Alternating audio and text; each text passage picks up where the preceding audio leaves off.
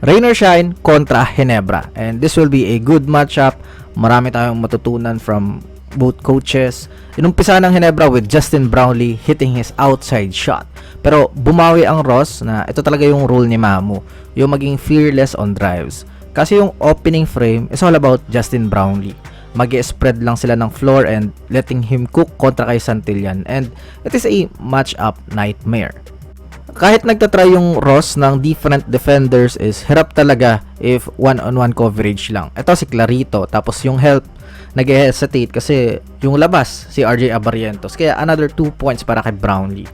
Dito naman good read by JB kasi na-cover yung right niya ni Mamu. Pero sobrang tutok sa kanya is hindi na napansin yung nag-cut sa baseline, assist para kay JB.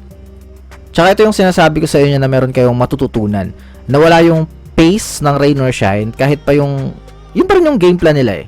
Reason being is laging merong nasa top of the key para sa Ginebra on offense. And kung sino man yon will not crash for the boards.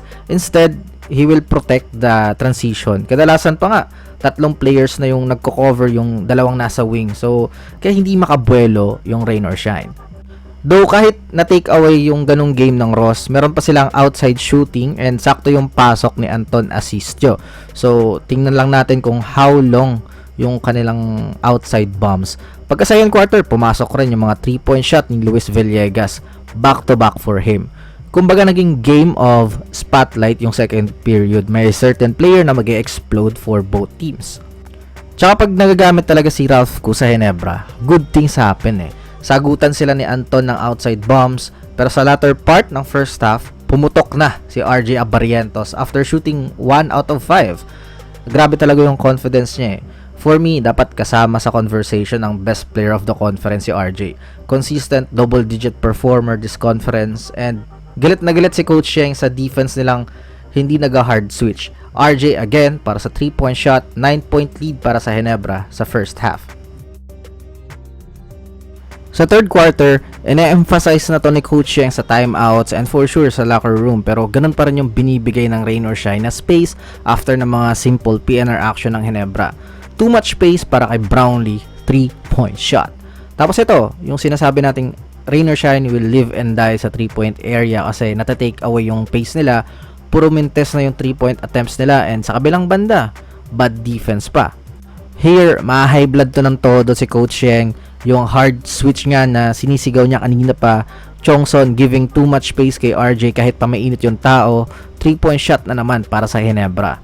Tas dito Brownlee, naulat na naman and alam ni Clarito yung mali niya. Brownlee sa labas, 86-70 after 3. Sa final period, pinatay talaga yung Rain or Shine ng PNR action ng Ginebra. Simple basketball yet effective. This time, yung game changer, Ralph Koo, hits another 3-point shot, 114-90. This is not Rain or Shine, low scoring. Na-take away yung pace nila, though shoots 35% sa outside on 39 attempts. Though decent yan on PBA standard, pero kasi yung Ginebra, 45% on 44 attempts. Tsaka, namimiss talaga ng Elasto Painters yung service ni Felix Limeti na taga-push ng tempo. Tas yung pag-exploit sa switch defense ng Rain or Shine. So, number 2 na ang Ginebra. So, blessing rin ba sa Ross dahil makakaiwas sila sa SMB sa first round. GG's everyone. Good night.